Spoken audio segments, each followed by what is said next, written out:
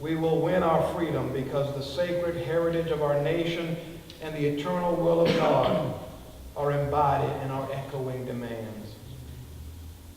Like Jesus, King wanted to leave exorcists in his wake so that whenever the demonic forces of prejudice and injustice raised their heads, exorcists would be there to knock them back down into the pit out of which they had come. That's why when I celebrate Martin Luther King Jr.'s birthday, I look back and remember, yes, but I put my fullest focus forward to where we can do what he did. Seize the demons of our time by the throat and cast them out.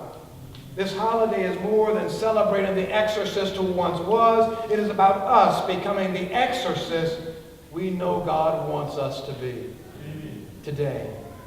King used the power, the gifts God gave him to jettison racial segregation from our land. Backed up by hordes of other exorcists, he marched the power of God's kingdom through the streets and into the institutions of this country, and he changed who and what we are as a people forever. According to most of the institutions and power brokers of his time, he was certainly not one of us, and yet he changed all of us forever.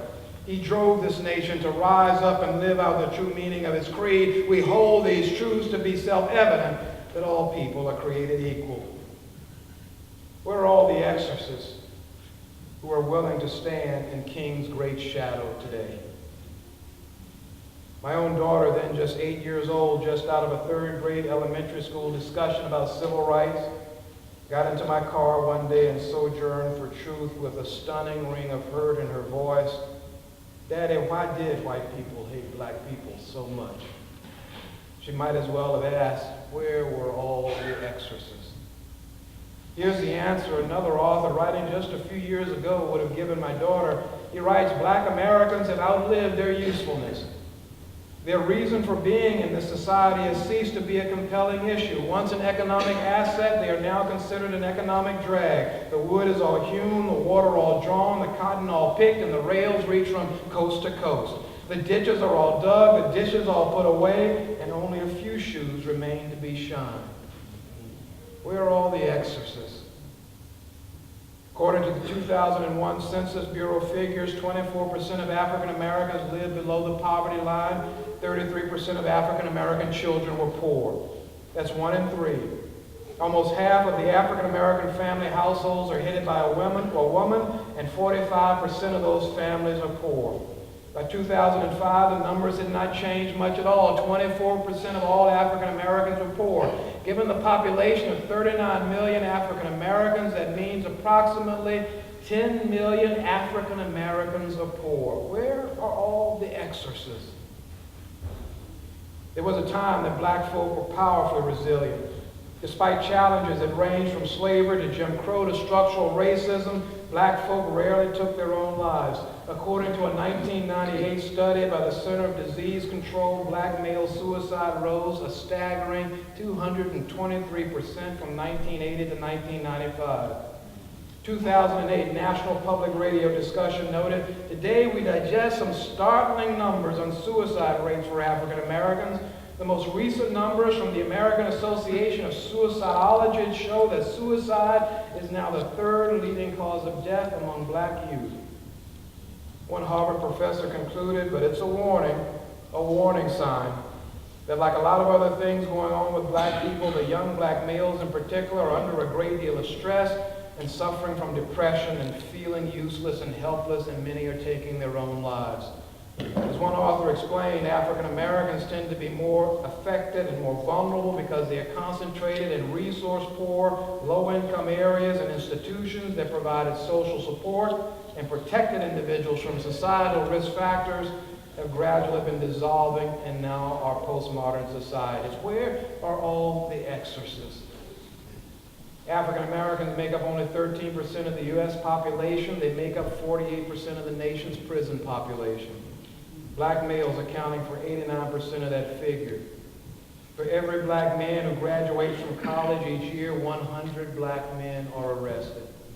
Prison has become the new home for young black males, where 1 out of every 3 black males from the age of 20 to 29 is under the supervision of the criminal. Be able to sing with new meaning, my country tears of thee. Sweet land of liberty of thee I sing. land where my fathers died, land of... Everywhere you turn these days, it seems good, saved, decent, and orderly Christians are coming.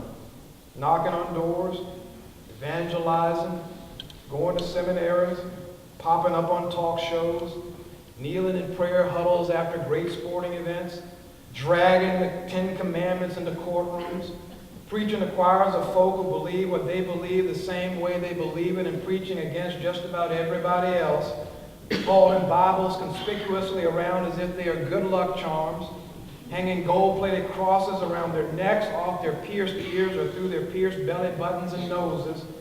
All these Christians coming to church the way all those disciples were following Jesus all around Galilee. While they were huddling around Jesus trying to figure out who was the best disciple, while we were in our churches trying to figure out the best way to get saved, while they were trying their best to stop anybody from using Jesus' name unless they use it in a way that fit their rules and regulations, while we are busy building buildings and drawing up church legislation and counting quorums and planning interfaith worship services that celebrate the birthday of Dr. Martin Luther King Jr. and the month of Black History, we are busy building all of these things. Demons are running wild all across our land. I know where all the Christians are. They are gathered in church the way the 12 were gathered around Jesus. What I want to know, what Jesus wanted to know, is where are all the exorcists? You want to be a Christian exorcist? Martin Luther King Jr. is an example to follow. Go outside the normal expectations that Christians are self-righteous, saved, sinless, sugary sweet souls who suffer their way into heaven. To be a Christian exorcist, you've got to be a sojourner for truth wherever you encounter a lie. To be a Christian exorcist, you've got to be willing to stand up and declare, I have a dream, and be willing to live out that dream in this hellish, nightmarish world. To be a Christian exorcist, you must be willing to change the world in Jesus' name, even when the people who run the world and claim allegiance to Jesus do everything in their power to bring your work to a halt.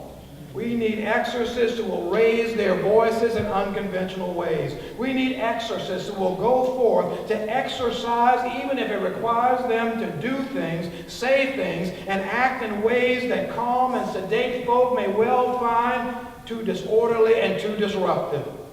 It's not just the demon of racism that must be fought. Demonic forces of all kinds running wild across our national and human landscape as they did across the land that Jesus walked centuries ago. Jesus gave his disciples, and through them he gave the church the power to exorcise the demons in our day. But to use that power, we must, unlike his disciples, think less about regulating and hoarding that power and more about putting that power to use. Whether we do it through other Christians or through any other person who knows the explosive power of exorcism that resides in the name and spirit of Jesus.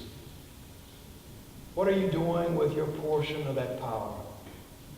When you leave this place this evening and see what you see on your drive home, hear what you hear on the news shows when you get home, read what you read about the struggles of people and communities all around your home, what will you do?